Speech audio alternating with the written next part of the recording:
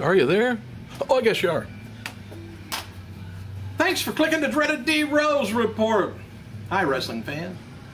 Hey, noted back in December, WWE officials are hoping to use Charlie Sheen at WrestleMania 29 after talks to use him at SummerSlam this year kind of fell through. I don't know what they're after on there unless they're just trying to get Twitter followers over to... They're going to tweet. And I know you want them to watch the pay-per-view. I know you want them to buy the pay-per-view. I know you want them to watch the channel, USA and Sci-Fi, but if you can't do it on Twitter at the same time, so they need to find another media to get the people to watch the TV show, not just tweet. Charlie Sheen's name was being discussed last week for some kind of a WrestleMania role, but most likely it's not going to be a physical role. He's been in ongoing discussions with Sheen for quite a while, WWE has, and it's possible to see him at WWE TV in the next few months. Believe it or not, they're going to start working their storyline up to SummerSlam. They're going to begin it soon. Another name being talked about within WWE is 7-year-old of all things, Alana Thompson. That I don't mind, but this other name, Honey Boo Boo. Anyway, they got it's a TLC reality show, and it looks like WWE's trying to capitalize off of that popularity. If anything, keep them out of the arena at least. Of course, Mama might get up there and slap some crap out of somebody. Hey, WWE still not bought the UWF tapes library from the family of Bill Watts. Word is that every time WWE passes them with a new contract, there's always something that the Watts family didn't like, so they back off. And there's feelings that the deal may not happen at all for a long time. And there's rumblings in the WWE may be interested in helping distribute the movie of Bruno Sammartino about his life. Anyway, it's been in the works in Hollywood for a few years now, and hope that this would lead to Sammartino allowing WWE to induct him into the this next year's Hall of Fame. But people close to Bruno insist that he will not go into the WWE Hall of Fame, which I think is very rude of him. And I think he needs to just pull up his big boy pants, put them on, fasten them, and say, okay, I'm going to do it for my fans.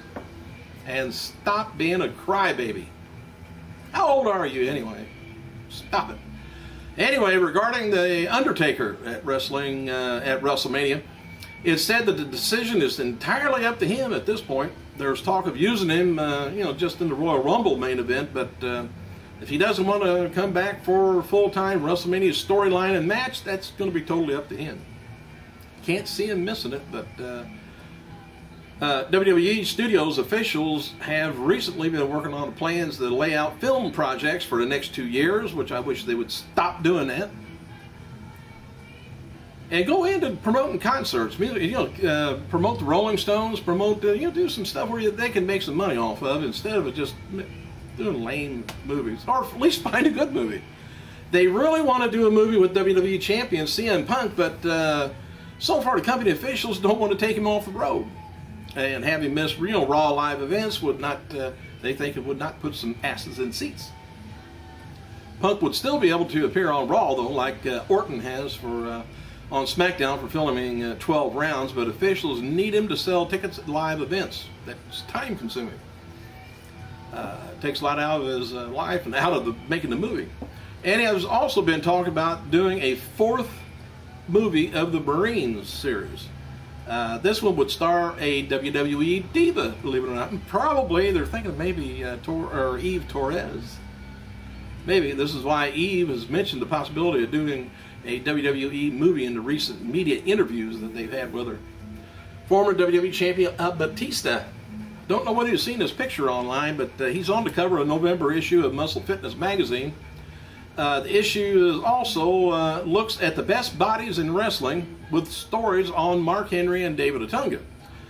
They ranked the 10 best wrestlers' physiques with John Cena, The Rock, Paul Orndorff, Bill Goldberg, Hulk Hogan, Rick Rude, Triple H, Superstar Billy Graham, Scott Steiner, and the Ultimate Warrior. Well, the 5 worst physiques are listed as Dusty Rhodes, Yokozuna, George the Animal Steel, Abdullah the Butcher, Haystacks Calhoun, and myself.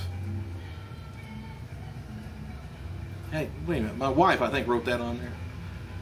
WWE Diva and Anaya, something like that. She's doing commentary work on last night's NXT live event in Tampa, Florida. I'm going to have to watch it, I guess, see how they're pronouncing her name. That's A-N, like Enya. Maybe it's Enya. I don't know. Hey, WWE debuted in Cairo, Egypt last night with a main event. Saw Sheamus and Zack Ryder defeat Big Show and Alberto. Another match saw NXT champion Seth Rollins defeat Jinder Mahal to retain the title. Rollins also participated in a run-in where he and R-Truth saved Kofi Kingston from a beatdown from The Miz and Cody Rhodes. So nice of him. Men's Health has ranked The Rock 46 on their list of 100 fittest men of all times. Not just right now. He'd be higher if he was right now. They wrote, said it's hard to believe Dwayne Rock Johnson almost never became The Rock. And irony is that his failure in one arena, about one area, literally led us to his success in another. Johnson was on a full scholarship to the University of Miami, suiting up with Ray Lewis and Warren Sapp when a back injury sidelined him and his career for good. The CFL couldn't find a place for him, so he turned to pro wrestling. Unbelievable that it required him to trim down, I guess, from going from 280 to 260. Well, it's 20 pounds. I don't know. That's too big a deal. Of course, I'm having a big deal with that right now, trying to get down 20 pounds. Anyway, unbelievably, they required him to go down to 260. Under his new persona, The Rock Johnson quickly became a fan favorite, and wasn't long before Hollywood seen potential in him and bankrolled him, and is so far as role in The Mummy Returns. Rock slimmed down yet again, shedding another 15 pounds in 4 months using a high-intensity resistance training program, which, as you can tell, I have not been on. WWE Intercontinental Champion Kofi Kingston is scheduled to defend his title with The Miz upcoming Hell in a Cell pay-per-view. Matches apparently taped for tonight's NXT Superstars are Tensai versus McGillicuddy, Phoenix versus Caitlyn, with Beth on Longer being advertised for next week's Raw. The match with Caitlyn may be her last and final match with WWE. Talking about Beth Phoenix. She may be gone. Unless they start paying her on a pay per show basis.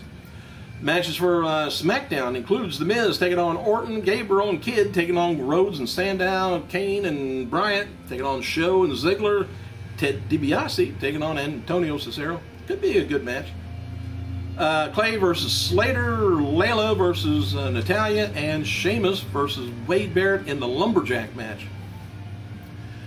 And we're back to our wonderful colleague and friend, Sunny.